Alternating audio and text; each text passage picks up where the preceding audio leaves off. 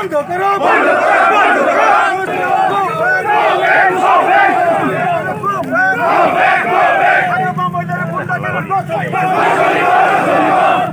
मोनाबिलियाव जि जोंनि इउपिपिएल दलनि आफादगिरि प्रमद बर'नि सायाव जि माने हाग्रामा बाहिनीनि जि गुन्दागिरिफोरा इउथ बिपिएफनि जि गुन्दागिरिफोरा माने जोंनि आफादगिरिनि सायाव आक्रमण खालामबाय माने बेनि प्रतिबादाव जोङो दिनै हाग्रामा महिलारि आरो बावखुंग्रि समस्तिनि बिपिएफनि केन्डिडेट दनेश्वर गयारिनि जि मुसुखा बे मुसुखाखौ सावनाय जादों।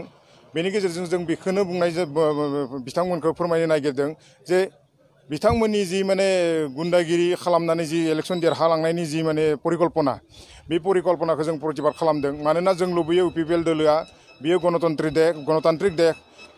देशआव गणतान्त्रिक भाबे जोङो शान्ति आरो माने मोजाङै जोंनि इलेक्सन प्रक्रिया जालांनांगौ। गतिके जों बेखौनो लुबैयो। खिन्थु बिसोरो थांनाय समफोराव बेफोरबायदिनो गावसोरनि थाखा फैसा बाहायनानै जौ जुवा माने जि माने बेदर जाहोनानै मानसिफोरखौ जि माने मोनसे सिगि सुग' खालामनानै जि इलेक्सन देरहालांनायनि जि बिसोरनि परिकल्पना बे परिकल्पनाखौ जों प्रतिबाद खालामदों। मानोना गणतन्त्र देशआव कुनु माने बेफोरबायदि हत्या हिंसा बा बेफोरबायदि माने सोरखौबा बुनानै सोरखौबा सौनानै सोरखौबा सिगि सुग' खालामनानै इलेक्सन देरहालांनायनि बेखौ जों माब्लाबाबो जों फोथाया।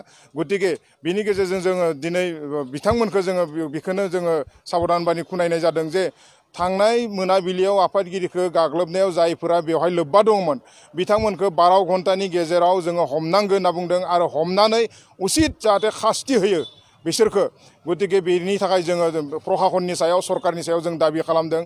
आरो लोगोसेयावनो दिनै बे प्रग्रामनि गेजेरजोंनो जोङो जोंनि दनेश्वर गयारिनि सायाव जोङो जिल्ला कमिटिनिफ्राय जोङो बिथांनि सायाव गांसे एजार होनाय जागोन आरो बे एजारखौ जोङो दसे उनाव होनो थांगासिनो दङ। गतिके जोङो बिथांमोना जाहाथे बेफोरबायदि जोंनि रायजो राजाखौ सिगि सुग' खालामनानै कुनु पदे इलेक्सन देरहालांनानै जोंखौ गादबनानै सलायनो हाया। गतिके बिनि प्रतिबाद जों दिनैनि बे मुसुखा सावनायनि गेजेरजों जों खालामनाय जादों। धरना नङा, जों दिनै माने बिथांमोननि फुथ्ला सावदों। जायफोरनि थोननायाव मैया जोंनि आफादगिरि बिथां प्रमद बर' सारखौ एटेक खालामबाय आरो बावखुंग्रि समस्तिनि बिजाथि बिथां प्रतिभा ब्रह्म आब'खौ एटेक खालामबाय।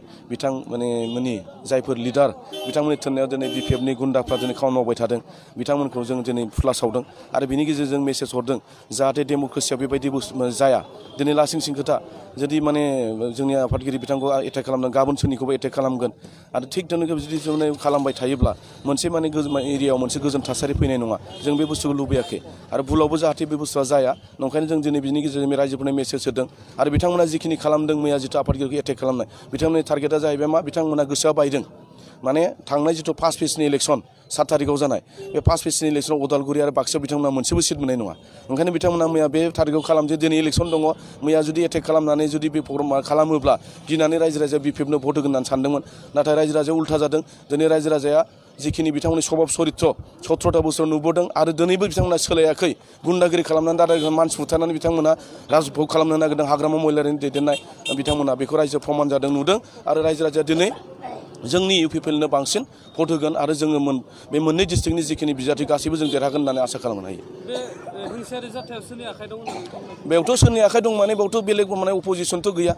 बिजेपिया मानो खालामनो बिजेपिया खालामा बाहाय एआइइउडिएफबो खालामा कंग्रेसआबो खालामा डाइरेक्टआव हाग्रामायानो खालामगोन बिपिएफआनो खालामगोन बिपिएफनि इउथनि एक्सबिएलटि माने इउथ बिपिएफसोनो खालामगोन। बावहाय सोर दङ थांनाय 17था बोसोराव मानसि बुथारनाय सोरखौबा धमखि होनाय सोरखौबा बुनाय दादारि खालामनाय सोर खालामदों बिपिएफआनो खालामहोदों आरो मैयानि जाथायावबो बिपिएफआनो जरित दं बिपिएफआनो खालामदों बेखौहाय। माने सोंनानै माने बिनि एन्सारानो बेनो बिपिएफआनो खालामदों। बाहाय गुबुन रावखौबो सन्देह खालामनांगौ खोथा गैया आरो बिथांमोना दिनैखौ टारगेट खालामदोंमोन नाथाय दिनै बिथांमोना नेगेटिभसो जानानै फैदों। आरो नंखायनो आं खावलायदों क'क्राझार जिल्ला आरो चिरां जिल्लानि गासैबो रायजो राजा बर'आनो जा गुबुन जाथियानो जा जाहाथे बिथांमोननि एगेन्स्टआवहाय बिपिएफनि एगेन्स्टआव दिनै भट होनानै जोंनि जेसेबां बिजाथि दं बे मोननै डिस्ट्रिक्टआव बिथांमोनखौ माने देरहानायाव जोंखौ सहाय खालामो आरो जों बिथांमोनखौ माने बिनिफ्राय माने जे सासन खालामदोंमोन 17था बोसोर बिनिखाय बिथांमोनखौ बोखारनानै दोनो आरो फैबाय थानाय समाव बिटिआरनि मोनसे गोजोन थासारियाव जों सरकार सालायगोन।